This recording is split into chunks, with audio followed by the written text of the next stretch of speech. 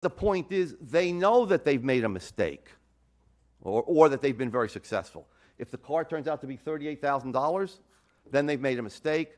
Then they stop producing if they think conditions are not going to change, and they shift resources to other products. Okay, or the firm goes bankrupt and resources are liquidated and used elsewhere. But the problem with socialism is that socialism cannot figure out the cost of any product that it produces because there are no prices. So they never know whether they're producing things that have more value than other things that could have been produced, or whether they're just wasting resources. Another problem with socialism, which is related to all of this, what technology do you use? Remember, cars up until 1914 or 15, cars used to be put together by hand. So they were usually produced in small bicycle shops or places where you produced buggies, blacksmith shops where blacksmiths put shoes on horses and produced buggies and so on. They used to be produced in those small shops by 5 or 6 technicians that together produced all the parts and then assembled the car. So that was very labor intensive. A lot of labor was used, very little machinery was used. Okay? In today's world, we have plants, automobile assembly plants, that are completely robotized, where there's a few guys there that push buttons on the computer, and the robotic equipment assembles the automobiles. Okay, so should we use a lot of labor and a little of capital, or should we use a lot of capital and a little labor? That depends on prices. That depends on prices showing what things are scarce and what things are not as scarce. So in this example, should we use the titanium bumper, which is absolutely impervious to any sort of dents and so on, or should we use a steel bumper or a fiberglass bumper? Okay. Well, it depends on the cost of these things and the cost of repairs. But the socialist planner can never know those costs. All right. So that's the problem with socialism. Now, what Mises did not say was that all economies need calculation. He didn't make that claim. So he talked about a Crusoe economy. He said, look, if you don't have a highly complex industrial economy with many complicated processes of production and heterogeneous forms of capital goods, if you simply have a simple economy where there's labor and some natural resources, then you can run the economy rationally. That is, you can produce the things that have the highest value. So take this example of Robinson Crusoe. Okay, let's say he allocates his labor in 3-hour lumps, and so he works 12 hours a day. Well, then he'll produce those things that are most valued to him. That will exhaust the 12 hours. Because you have something that you can easily add up, hours of labor. That's basically the only factor of production there. But what's the cost of producing a rabbit that requires 6 hours to hunt and catch? Okay, can he allocate his labor rationally in that case? Can he figure out the opportunity cost? Yeah, in this simple example, certainly you can. You know that the least valuable use of your labor is to produce 8 coconuts and 1 sack of berries. It's the least valuable use of the 6 hours that would cost you to get the rabbit. So you would produce, if the rabbit was valued higher than the 8 coconuts and 1 sack of berries, you would produce the rabbit. Okay, you would change your production plan. But that, in an economy like the United States, okay, of present day, that's just not possible. There are hundreds of thousands and possibly millions of different types of goods in the economy. Okay? And you cannot figure out the values of these things without money prices. So what capitalism does, as I'll show you in a moment, let me just go back here. That picture's out of. What I want to do is, well, let me talk about socialism for a moment, because I did sort of get to the socialist. The problem with socialism, and then I'll come back and I'll talk about the market economy a little bit more. But okay, so let's look at sort of the applied problem of socialism. So social central planning is called gross output planning, or at least it was in the USSR and Eastern European economies. And what gross output planning was the assignment by the Central Planning Agency in the Soviet Union. It was called GOSPLAN, G-O-S-P-L-A-N. And what Ghost's plan did was to assign to the various commissars of the different industries targets. So let's say this was the nail industry. Well, we want you to produce X million tons of nails. Or if it was the clothing industry, we want you to produce, let's say, A yards of, let's say, million yards of women's clothing and B million yards of men's clothing and children's clothing. So they would give a sort of an output target that the producers were supposed to meet. So then the commissars would then go to the factory managers, the factories that existed in that industry, and would tell them what their targets were. Now, of course, this is a system of mutual lying, right? Because what was the incentive to produce? The incentive to produce and meet your target and exceed your target was that you got bonuses, okay?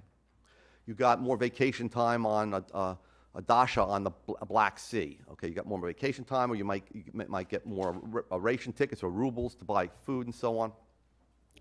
But on the other hand, if you didn't meet your target, you got a ticket to Siberia.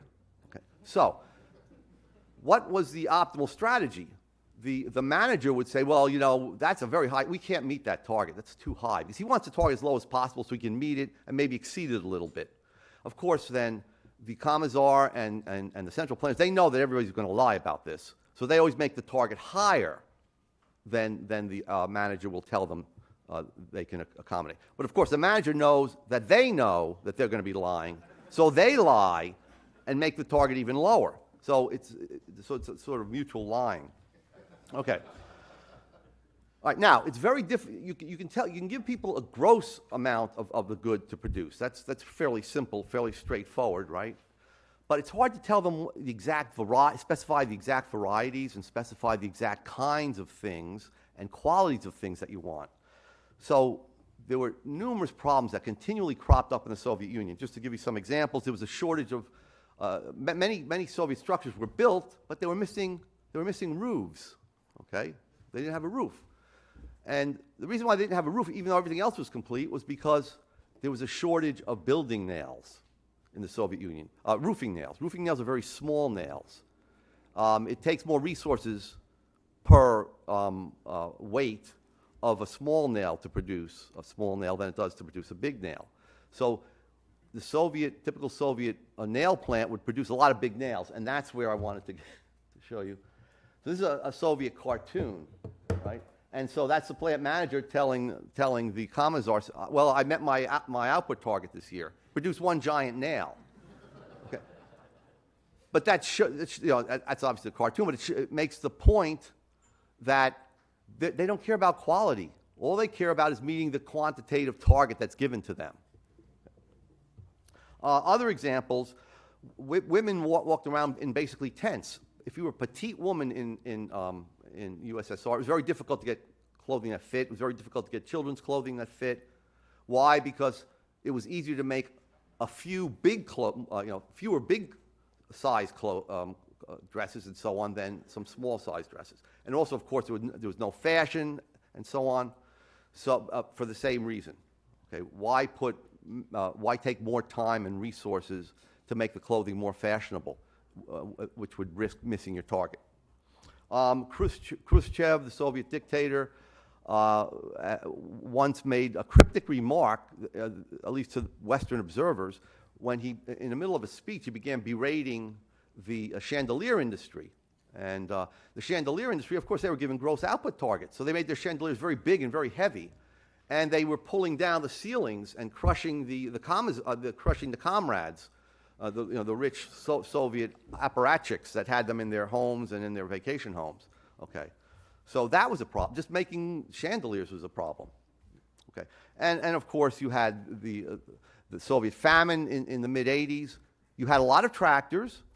They were sitting in the fields. They were rusting. There was a lot of unharvested grain. Okay. But you used too many resources to plant the grain, to make the tractors. There was a shortage of gasoline. There was a shortage of laborers to drive the tractors because they were all in the factories making the steel and making even more tractors. So it was a crazy machine that just ran to no purpose. Of course, our CIA took so they would add all these things into their GDP, even though they were useless, rotting, rusting. they would add them into the GDP. So the CIA and many American economists back in the 80s and 90s were saying that by 2012, the gap between the Soviet economy and the U.S. economy will close, and the Soviet economy will be bigger than the U.S. economy after 2012. That was all shown to be complete nonsense, because what was being produced were malinvestments, were anti-products, were products that had no use. Okay. And there was a joke that used to go around among Soviet economists when they met their Western counterparts at meetings. They would say, they would use Khrushchev's old line, "We will bury you." Okay, so Khrushchev once famously or infamously banged his shoe, took his shoe off, I don't want to be there for that, and banged it on the table at the UN and said, "We will bury you," meaning we will bury you economically to the West. So the Soviet economists would say, "Oh yes, we will bury you, but we'll leave Hong Kong so that we can see the prices." So we have an idea at least of things to produce.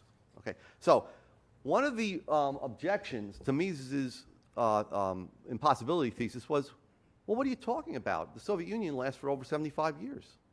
Okay, but Mises had already met this objection in his original article, in which he pointed out that the Soviet Union today is not a true socialist economy. And it's not a true socialist economy because it exists in a sea of capitalist prices. Just like the U.S. Post Office is not a socialist entity, because the U.S. Post Office exists in a sea of prices. As inefficient as the U.S. Post Office had been before FedEx and so on, I mean, it's still inefficient, but back before FedEx and UPS and so on, it was extremely inefficient. Okay. But it still operated. It still more or less responded to consumer demand, okay, though very, very inefficiently. So that was Mises's point, that, look, the Soviet Union was really a monopoly. It was a monopoly capitalist entity in some sense. It sold coal, it sold electricity, there was foreign trade, it sold diamonds and other things. It used capitalist prices. Now, those prices, since they were formed in a different location and with different people with different values, those prices did not truly reflect the scarcities of resources in the Soviet Union, which is the reason why the Soviet Union eventually did break down. Okay, they were using prices from capitalist economies.